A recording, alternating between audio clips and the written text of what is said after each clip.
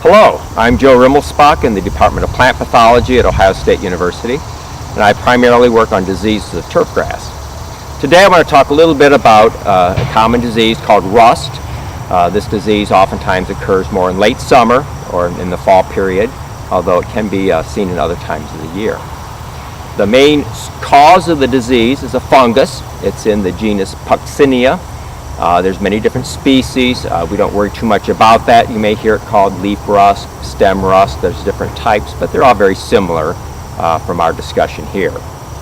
As far as environmental conditions, the disease usually is favored by moderate conditions, moderate temperatures, and it prefers humid conditions and long periods of when the leaves are wet. So oftentimes in later summer, fall, when things are cooling down, you have long nights, cool nights, it's more severe. Another environmental factor that really seems to contribute to the severity of the disease is if you have dry soils.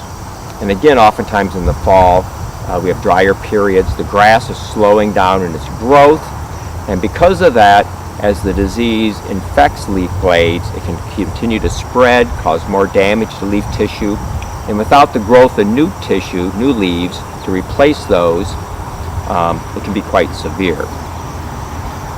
Symptoms, I think many of you are probably quite familiar with this. It starts out as small, kind of yellow or orange flecking on the leaf blades, little spots or flecks. As it develops further, these little flecks will get larger, and you'll get like little raised pustules, you might say, or blisters on the leaf blade. As time goes on, these will break open, and then the fungus will produce spores, and these spores come out. And oftentimes that's what causes then you to have, as you walk through that turf, you'll get orange or rust colored on your shoes. It can be on mowers. I've seen it already on dogs' paws, especially white dogs. We get questions and concerns sometimes from parents whose kids are playing soccer on a field that has a lot of rust, and they see this orange on the kids' shoes, and they're wondering if it's something that they should be concerned with. So it's very common. As far as grasses that get this, primarily it can be on many grasses, but the rye grasses in general are quite severely affected by this. I don't know of any immune to the disease. Bluegrasses are quite variable. Some are quite susceptible, some are nearly resistant. So it'll depend a lot. Normally we don't see it on tall fescue severely, but it can be on it, and I've seen it more recently. So it's pretty widespread. As far as management, if you can use a resistant variety, go to somewhere like the National Turf Evaluation Program or have good information on resistance, use those grasses if you're incorporating new seed into a lawn or athletic field, or if you're installing a new lawn. But a lot of times you're stuck with the grass you have, so you just have to work with it. The key is then just to get the grass growing, to outgrow the disease. Make sure that you have adequate fertility.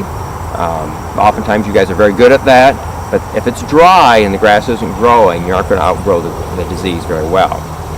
The last effort may be fungicides. If you're using fungicides, to be most effective, you have to use them before the disease really becomes very active or at the very early stages. If you start applying fungicides once you have severe disease pressure, it's going to take quite a while to recover, because the grass is going to have to grow and replace all those damaged leaves. So even though it sounds kind of like a serious disease, it's widespread. I don't think I've ever seen a lawn killed by rust. It's more of a nuisance disease in some respects, and if you can get through it, the grass will survive and recover at the end of the season. So if you have other questions about this, feel free to go to our website and see what we have there about the disease, or give us a call, or you can send a sample into the clinic, and we'll be happy to work with you.